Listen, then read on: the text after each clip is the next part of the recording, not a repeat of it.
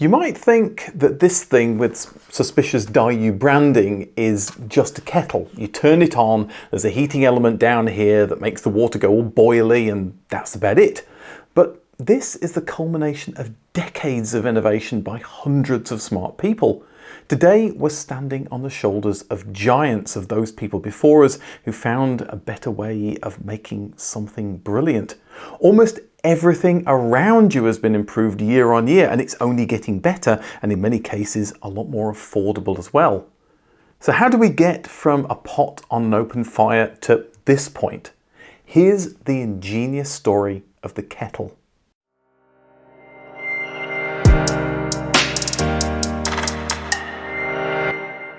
You wouldn't think it's possible to injure yourself in the head in just a 7-second title sequence, would you? Well, apparently you're not meant to walk through a door when it's not entirely open.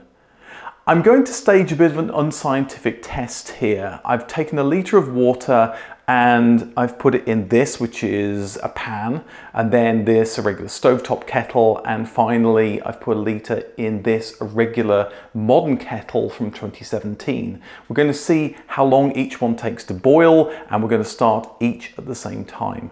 As competitive water boiling isn't the best spectator sport, I'll talk about how the kettle has changed, and I'll stop when each kettle boils. Don't worry, you'll catch all the riveting action in the corner of the screen.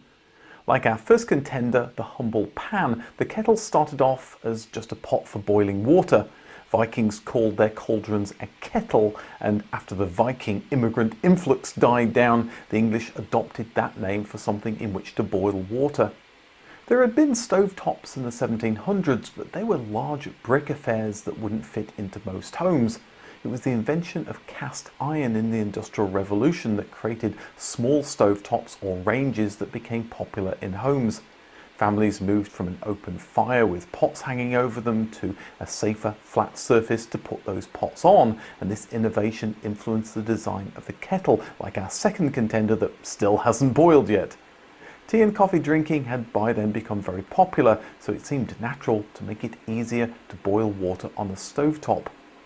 At the start, it was only affluent households that had kettles reserved purely for boiling water. Most people could just get away with a pot. It was a measure of how rich an 1800s family was by the quality of their kettle. During the 19th century, larger scale production and a higher cost of living meant more people could afford their own dedicated kettle.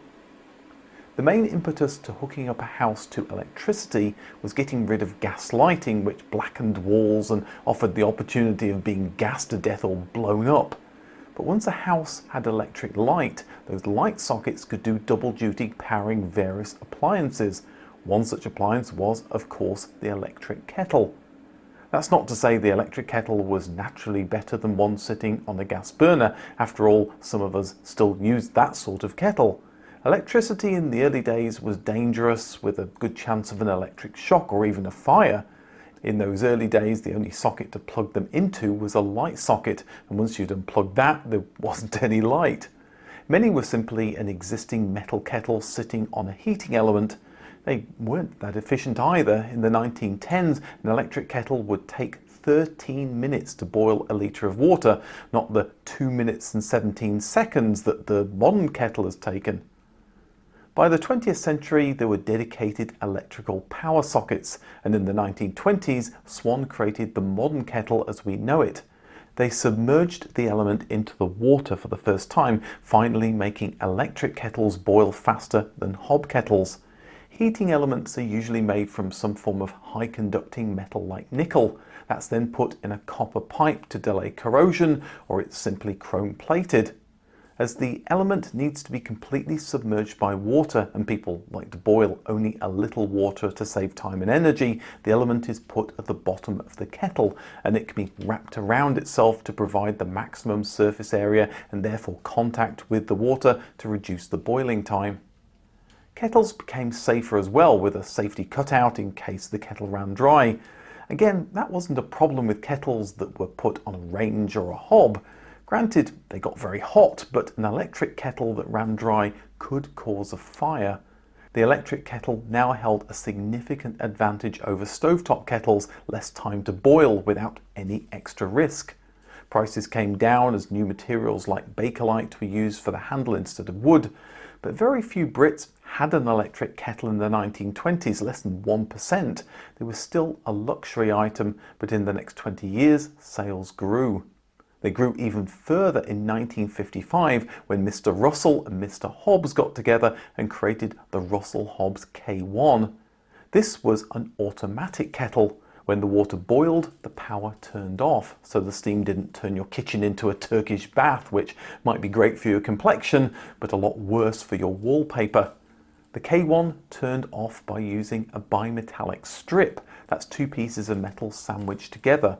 Those two metals have different thermal expansion properties, meaning if you pass steam over it, it'll contract more on one side than the other.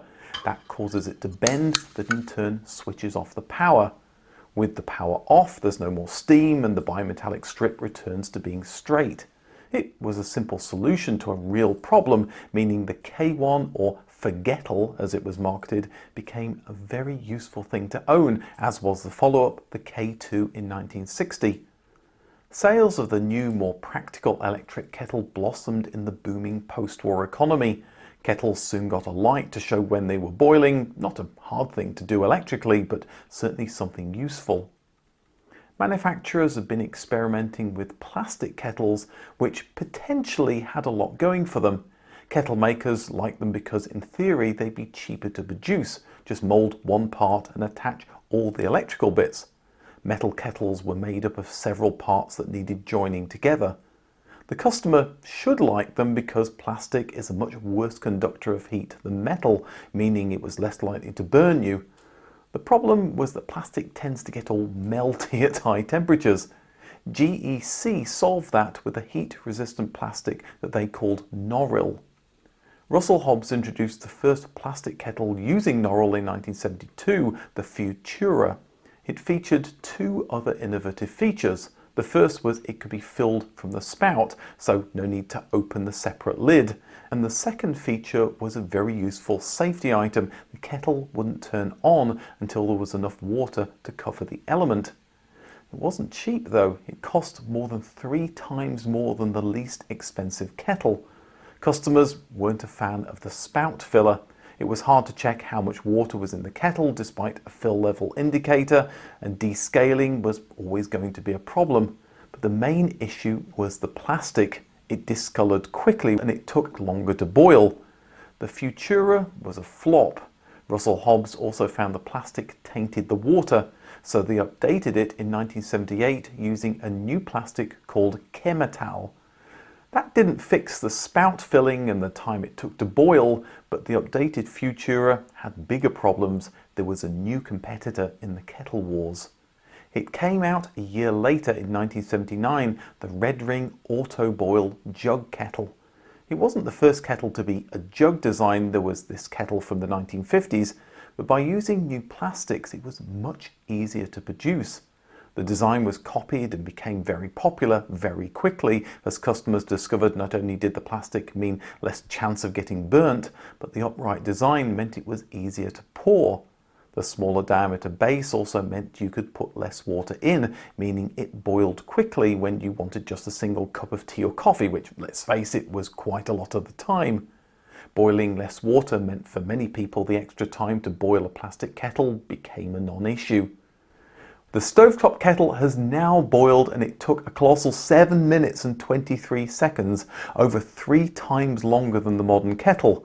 The open pan is still working on getting to a boil because so much heat is getting lost from an open pan. When we learnt about global warming in the late 1980s, manufacturers would also claim that jug kettles were more energy efficient and, although they were more expensive, saved you money over time. After all, you boiled less water. They took longer to boil though, so that claim was a bit debatable. But never let get facts in the way of a good marketing claim. The Russell-Hobbs Futura had an indicator to show how full the kettle was, something of a necessity as you couldn't peek in it to see how much water there was. Fill indicators became popular in the mid-80s on more and more jug kettles like this one my family owned. You didn't need to open the kettle to find out how much water was in it before you started boiling, just check the indicator. Marks on the side showed the amount of fluid in litres or medieval units, or something more useful if you're making a cup of tea or coffee, the number of cups. This made it easy to gauge if there was enough water in the kettle. The level indicator wasn't a complicated or an expensive thing to make. There was a clear plastic tube that was open at the bottom and the top that could fill to the level of the water that was in the kettle. A coloured ball clearly showed how much water there was. Eventually, fill indicators would do away with the ball. Condensation from the boiling water caused it to occasionally stick on the tube. Newer models just show the fill level with water, which isn't as clear in my opinion. I'd rather still have that little ball, even if it does stick every so often.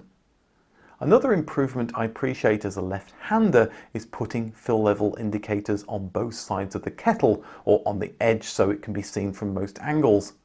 The level indicator is a simple feature that doesn't save much time, but adds convenience, and given how often kettles are used every day, small features soon become very useful.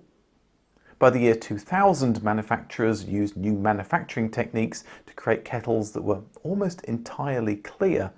This made it easy to see the water level from almost anywhere in the kitchen. These are still available, but have failed to become the most popular design. They might take 3 times longer to boil, but one advantage 19th century kettles still had over electric kettles was that pesky cord that had to be connected to get the kettle to boil, then disconnected to pour out the water. In the late 80s, electric kettles solved that problem with a base that provided the power. Now you could simply pick up the kettle to disconnect the power and put it down again to power it on. That was a lot less faff than a cord. It was improved upon in the 1990s with a new base that allowed 360-degree rotation, so you didn't have to precisely locate the kettle on the base. Modern bases also have much fewer components that make them much cheaper. The major challenge with these quick disconnect systems was all the high electric currents and water that comes with using a kettle. Those two things can be very bad when they get close to a human body. The way modern kettle bases provide enough safety is by putting the live and neutral connections far apart from each other and down inside the plastic base that's hard for little fingers to accidentally touch. The earth isn't necessary to hide, and it's on the outside of this connector that's essentially a custom designed plug. It seems to be an open standard as well, as you can connect kettles from different manufacturers to the same base. It's of course still possible to spill water on this connector, but it's designed with a hole in the bottom so the water will drain straight through, and the connectors are far enough apart that it's unlikely the water will cause a short. Finally, the pan has boiled at 11 minutes and 3 seconds. That's almost 5 times longer than the modern kettle took to boil. Plastic kettles don't get as hot as metal ones, but they still get pretty warm, so kettles in the early 1990s got double skins to reduce the risk of harm, like this Swan Cool Touch kettle from 1991. This was relatively easy to manufacture. Simply form 2 plastic kettle forms and put one over the other, making sure that there was a small air gap in between.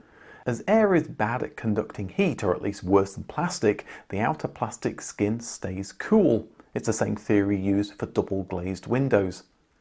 Over time, customers found plastic kettles looked cheap, so kettle makers made the outer skin metal.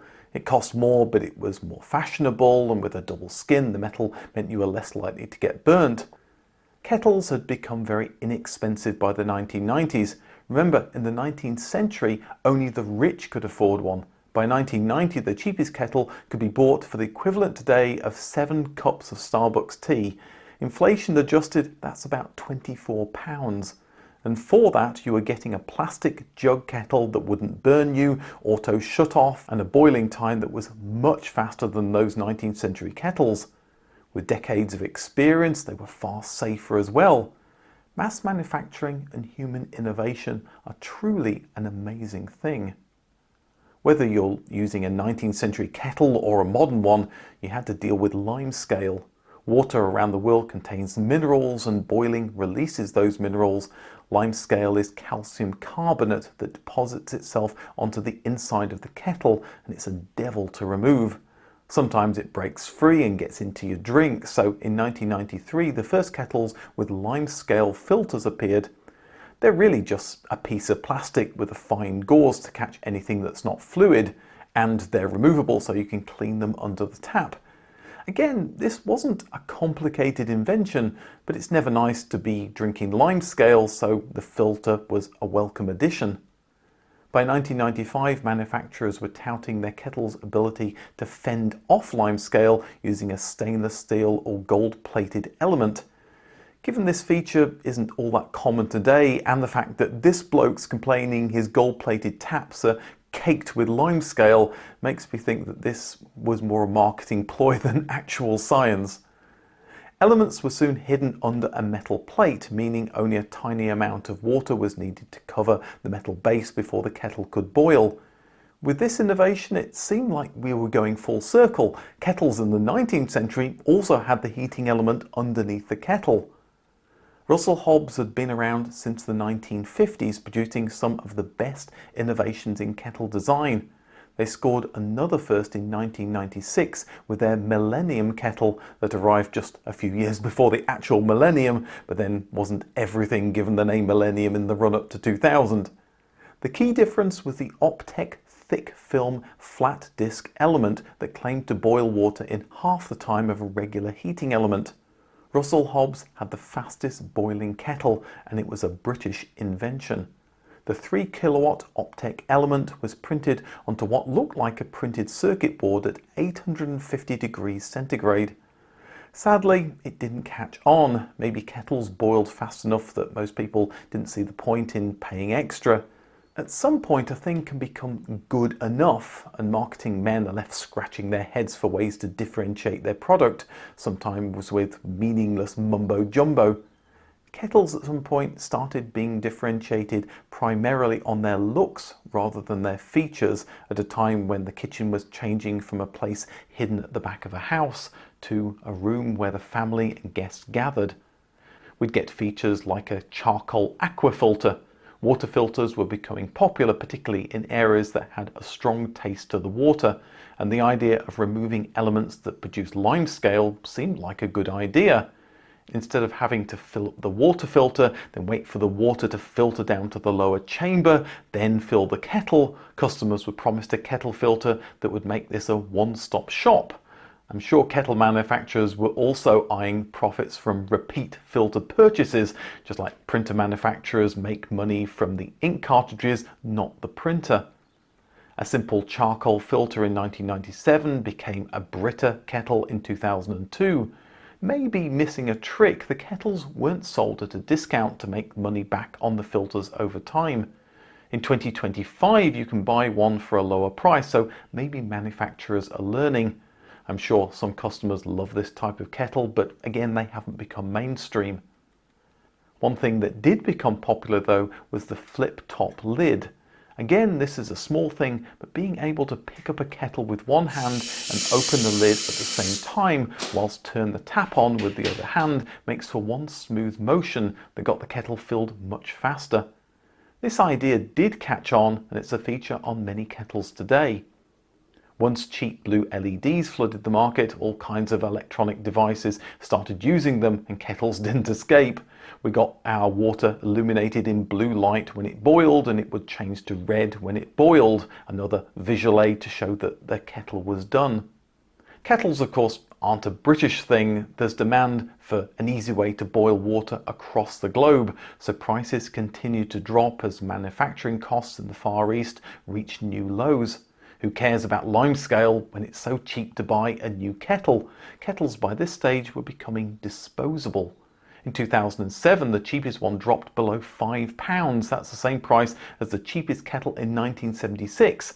But with inflation, it meant it was now a quarter of the price in real terms. And this was an easier to use cordless jug kettle with dual water level gauges and a limescale filter. Now, I know what you're thinking. Yeah, okay, the kettle's cheaper, but what about the electricity? That's the real cost, and yes, you're right, that is the real cost.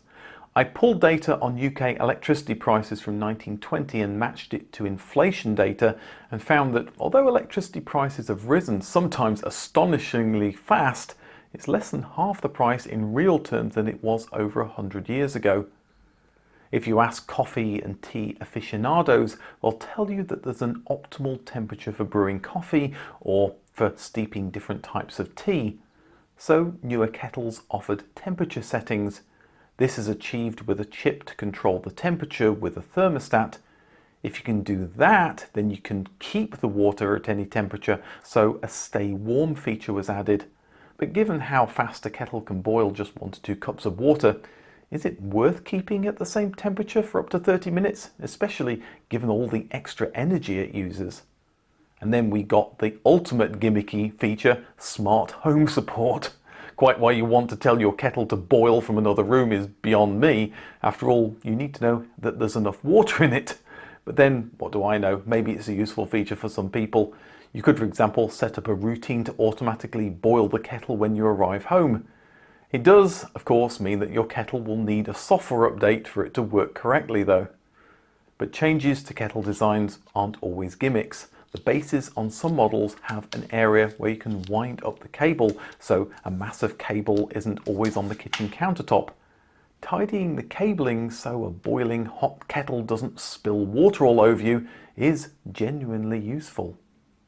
Having spent a significant amount of time in a country that has 120 volt power, I find it takes a lot longer to boil a kettle, even with the new kettle design. So what I've been using is a water boiler dispenser like this one. It keeps water at almost boiling all the time, which means instant hot water for my tea. Of course, this is just a scaled down version of an old tea urn. The downsides are you need to keep it filled. It's not a magic porridge pot, and it consumes a massive 60 watts of energy, as much as 9 LED light bulbs. Then there's the constant battle with limescale. But look, it's got a little ball in the level indicator, and what's more, it rarely gets stuck. Maybe a better solution are inline water heaters. Compact water heaters for showers have shown it's possible to rapidly heat water, and it's possible to buy taps with inline heaters that will dispense nearly boiling water. One problem with this product is the real chance of getting burnt, as you or a guest may not be expecting near boiling water to come out of something that looks like a regular tap. In 2007, instant water dispensers like these products from Tefal and Breville were an interesting alternative to the kettle. They're able to deliver a full mug of nearly boiling water in 15 seconds, and unlike the device that I have that keeps water at an almost boiling point, these have a reservoir of cold water and they boil them almost instantly. Manufacturers made claims about it being cheaper to run than the kettle, but this one compares it to boiling a kettle of full water, which doesn't happen that often, so it's not really a fair comparison. The reservoir of course needs filling, but some models like this one allow you to pick them up and refill them like a regular kettle. Then of course there's Teasmades, which deserve a whole video of their own. I mean, there's a lot going on with some of these designs. If you're not familiar with them, it automatically makes you a brew when you wake up. The earliest was made back in the 1890s. They were popular in the 1970s and you can still buy them today, but surely nowadays you just need to create a routine to get your smart kettle to boil when your alarm goes off. This modern kettle can boil water 5 times faster than an open pan. Filling, heating and pouring have also been optimized. Just think of how much time that's saved across everybody using a kettle in the world and how many times they use it. Those changes have meant improved productivity. We can use more time to get more useful things done. There's also less trips to the burns unit or houses that have burnt to the ground. Yet we also seem to have gone backwards. Take this kettle. When it launched a decade ago, it was one of the most expensive models. Yet it only has a single metal skin, so although it might look cool, it could easily burn you or your kids. The lid's an awkward thing to remove, not the one-touch operation on my other kettle. But it has a fashionable design and maybe that's why it's sold so well. Kettles were once a luxury item, but in 2025 you can buy a new kettle for just £8.80. That's the price of 2.5 cups of tea at Starbucks. It's true that some things are worse today, congestion on the roads for one, but kettles aren't one of them.